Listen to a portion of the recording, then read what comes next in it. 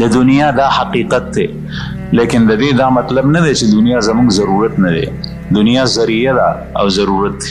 حضرت عمر فاروق رضی الله عنه امیر المؤمنین دی. دا غي په زمانه کې کیسر او کسرا دا غي حکومتونه ختم شي او دا هغه وخت اعتبار سره لکنن سبا خلق دا لفظ استعمالي سپر پاور.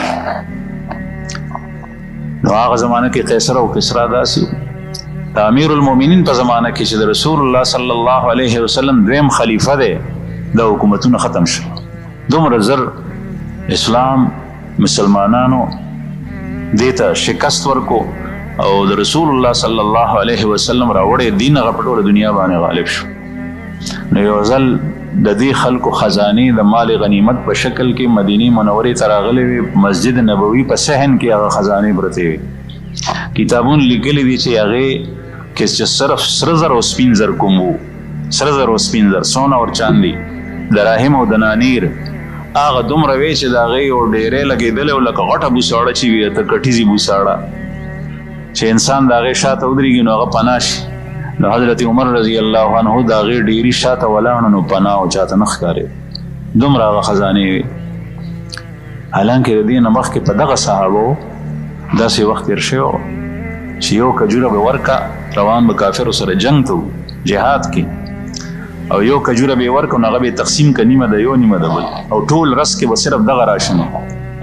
یو صحابي نه چاته پوسو کو چې په دې تاسو څه کېدل موږ ته د دې قدر هغه وخت کې رالو چې کله بیا دام نه او بیا هغه اډو کې ځان سره سنبال کړو نو هغه مخله کې واچول هغه مچوبل او هغه سره چې کوم لیاړې رالي نو هغه لیاړو متیرول ځکه چې سړی خله وایي نو بیا خله کې لیاړې راځي.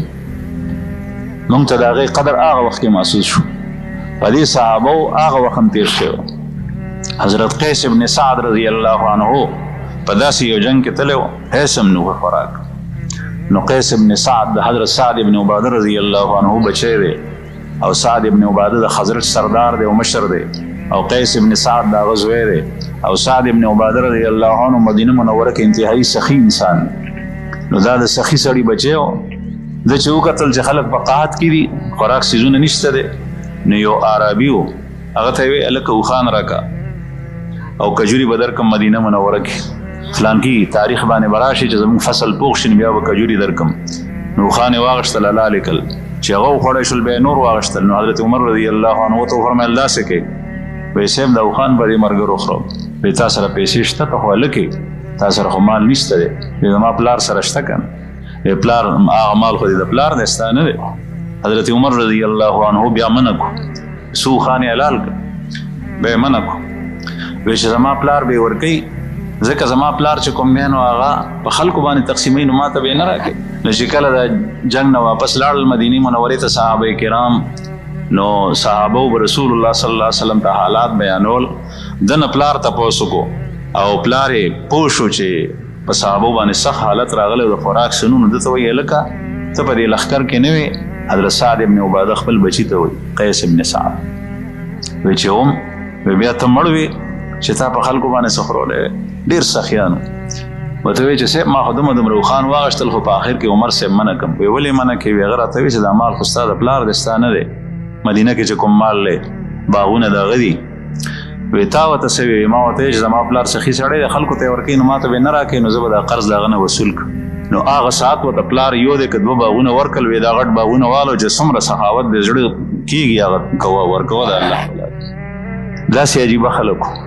عرض مې دا کولو زما عزتمندو چې حضرت عمر رضی الله عنه د ډیری پناه شو، ولاړ دی نو ډیری ته ګوري نو وایي چې یا الله یا الله، دا دنیا مونږ ته پته ده چې دا دنیا مقصود اصلي نه ده، نه د دنیا سره زمونږ محبت دی او نه دنیا ته په آخرت باندې ترجیح ورکو.